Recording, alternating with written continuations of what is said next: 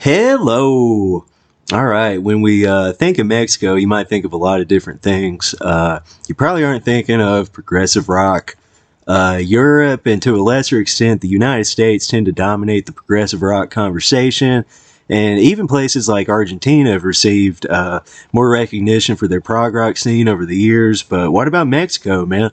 Much like the progressive rock scene in Japan, which I covered in another video a while back, Mexico didn't really fully dive into the prog rock game until the 1980s. While they had some flirtations with prog in the 1970s, the 80s is when you started to see more symphonic style prog and even some avant-garde rock and opposition style prog to pop up all over the country. So this video is going to be taking a look at some of these prog rock hidden gems that have mostly languished in obscurity. I'm going to preemptively apologize for any mispronunciations. There you go. I'm just a hillbilly from the state of Georgia, and I'll have links in the description, listen to all the albums covered, and I'll try to find their prog archives pages so you can research these bands. It's not a comprehensive list, just some random records I enjoyed, man. So let's get started, amigos.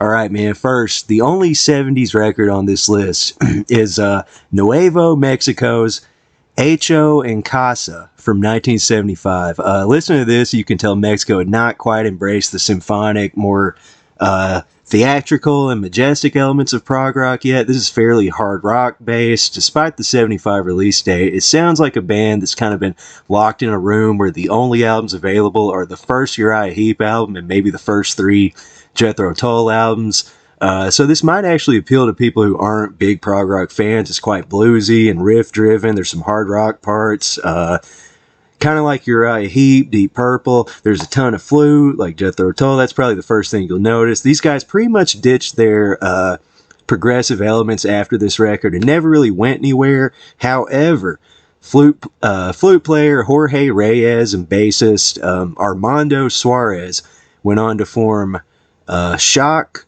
Mool, the next entry on this list with their 1980 album Nadie and Especial. While this new band incorporated the spacey elements of bands like Pink Floyd and added in some symphonic prog elements, it still kind of retains that kind of rock and roll feel of Nuevo Mexico, while also minimizing those bluesy Jethro Tull elements in favor of something maybe closer to Hawkwind. So I don't think it's a great album by any means, but it's definitely an interesting oddity.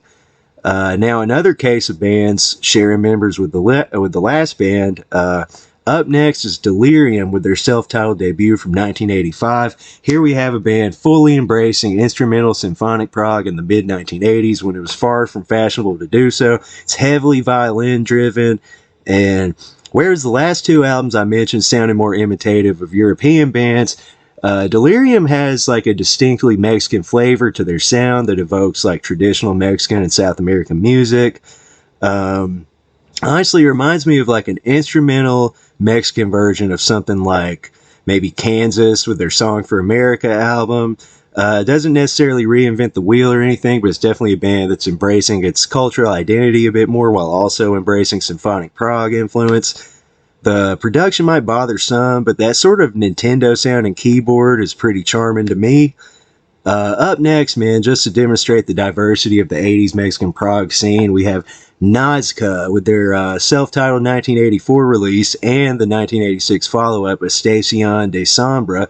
Calling this rock is a bit of a stretch, man. This is avant-garde chamber music style prog, obviously influenced by the rock and opposition scene, you know, bands like Henry Cow and Universe Zero. Although this lacks the darkness of a lot of that stuff, it's the experimental kind of zaniness of it can wear a bit thin, but these records are still worth looking into if you enjoy this style, man. You can hear some Zappa and Crimson-esque like kind of arrangements that give the music a sort of playfulness you might not find in the darkness of Universe Zero, you know. Now, Nazca also shared members in a lot of musical ideas with a group called Decibel, whose 1980 album El Poeta del Ruido is similar to what Nazca were doing, although their take on the RIO movement featured a bit more symphonic elements, and a lot of the arrangements are kind of reminiscent of something like Zappa on Burnt Weenie Sandwich, and there you can even hear like kind of some gong style at times.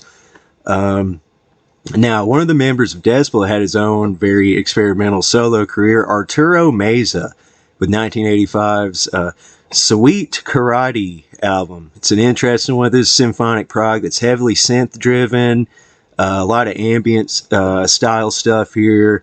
Apparently, the album was written with an orchestra in mind, but due to financial constraints, Arturo Meza had to record with these like kind of lo-fi, shitty synthesizers. But it gives the whole record almost even more unsettling feel to it. You know, there's ambient, there's bits, lots of Zool influence, like kind of a magma sound, and again a strong Zappa element here, which kind of in itself lends similarities to stuff like Stravinsky. So this is definitely another weirdo prog record for you.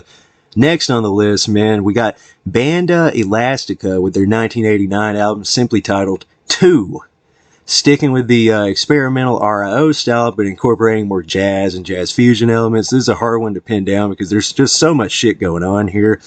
Every tune is different. Now, while the band's self-titled debut featured more of a reliance on maybe some traditional Mexican music or Latin music, whatever the fuck you call it, this album minimizes those elements in favor of like a full-on 70s sound. You know, you can hear bits of like Canterbury prog with like a strong soft machine and gong influence. You can hear RIO, jazz fusion. Definitely worth checking out if you dig like experimental weirdo shit. Now we're going to go back down to planet Earth a bit with these next ones, man, because you can't really discuss Mexican prog without covering Iconoclasta, who are one of the more comparatively well-known bands from the scene, even though most people on the planet don't know who the fuck they are. Most people seem to pick any of the first 3 records as their favorite, but my favorite Iconoclasta release is 1985's Reminiscencias, which is full-on symphonic prog, which possibly flirts with neo-prog a bit if the production style wasn't so scaled down.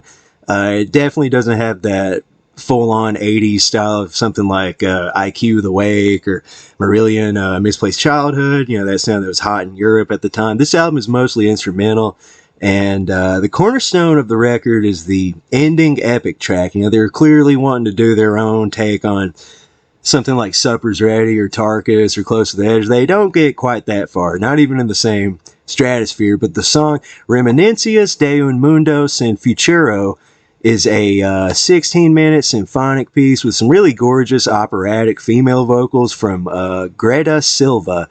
So if you like that, if you like Iconoclasta and you want more in that style, definitely check out Praxis with their Soul 1987 release La Eternidad de lo Efimero, which features Richard Marino, who was the primary composer and keyboardist of Iconoclasta, playing some killer symphonic prog with more of an emphasis on like ripping fucking crazy guitar work, man. Whereas like Iconoclasta's early stuff featured more of like a pastoral kind of Steve Hackett, Andrew Latimer style of guitar playing. This music, frankly, sounds like it could be played at like an amusement park while you're standing in line for a roller coaster. There's kind of almost a video gamey aspect to it, probably just from the 80s technology that they're dabbling in. It reminds me of some of the stuff that was coming out of Japan during this time, but the roots are still quite clearly like 70s symphonic European prog. And Praxis also gets rid of what little Latin American influence was present in Iconoclasta, but I think it's a sweet record. Now, last on the list, man, is the only 90s group I featured, just because I haven't dug deeply into 90s Mexican prog rock yet, but I have to recommend the band Humus with their 1996 album Malleus Crease and 1997's 4 Degrees. These albums are pretty much just fucking brilliant, dude. Some of the best music of the 90s, not just in prog, but as a whole. While their roots are, clearly in symphonic prog, space rock, jazz fusion, psychedelic rock. The way these guys mix these influences through a somewhat modern lens is pretty killer. They're the type of band that will veer from like kind of a fuzzed out, loose, almost Sabbathy guitar sound into like a tight and clean, straight up fusion section. So you never really know what you're going to get. Lots of twists and turns. They do it just seamlessly, man. It doesn't really sound like they're just tacking shit on the way some bands might, and these guys are still around making records today, man. I definitely need to catch up on them because these are the only 2 I've heard, but I highly recommend them if you like prog rock in any capacity. Now, there you have it, folks, man. Just some random gems and curiosities from south of the border, down Mexico way. As always, feel free to leave recommendations of your own, discuss these albums, and stay tuned for more album recommendations, because I'm always looking for shit that flew under the radar. So thanks, and don't forget to subscribe. And I do have a playlist on my channel where I feature all of my album recommendation videos. So thanks for watching, man.